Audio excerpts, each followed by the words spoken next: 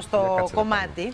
Οπότε σήμερα. Ωραία λόγια είπατε για μένα, σας ευχαριστώ πολύ. Ωραία, αλλά ξέρεις, δεν έχουμε βγάλει συμπέρασμα, αρέσει. Για ποιο πράγμα? Λοιπόν, τα πάρουμε από την αρχή. Εσύ σπούδασες στα φυλακά, τελείωσες? Όχι.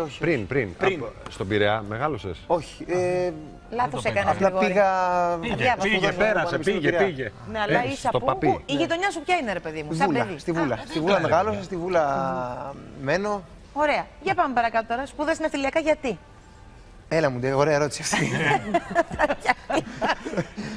Γιατί τότε ήταν η εποχή των μεταρρυθμίσεων στην παιδεία που κυριαρχούσε η άποψη ότι οπουδήποτε και αν σπουδάσεις κοντά στα οικονομικά θα βγει κάτι καλό. Η κατάσταση στην Ελλάδα ήταν διαφορετική τελείως. Ναι, αλλά είχες δουλειά έτσι. Εγώ δούλευα. Από τα 20, 21, 22 δούλευα σε μια ναυτιλιακή εταιρεία. Τι έκανες, παιδί μου, στην ναυτιλιακή εταιρεία? Τι κάνουν στην ναυτιλιακή εταιρεία? Για πες μου που δεν έχω μπει σε καμία μέσα να δω πώς είναι. Τι κάνουν?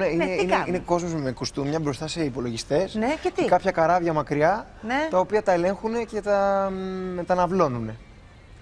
Αυτό Εσύ έμαθες να κάνεις Εγώ ήμουν ναυλώσεις? βοηθός. Ναι, αλλά και βοηθός να είσαι, βλέπεις. Ήμουν κακός βοηθός κιόλας. Δεν ήμουν πολύ κακός βοηθός.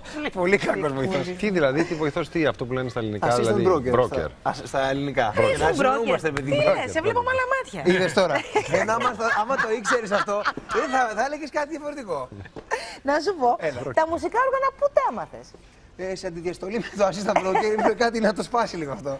Όχι, εγώ είχα πάει στο 2 μικρός και μάθανε κιθάρα. Ναι. Και πολύ αργότερα, λόγω ανάγκης και οι θεοί πιέθονται που λέει, έμαθα για παράσταση.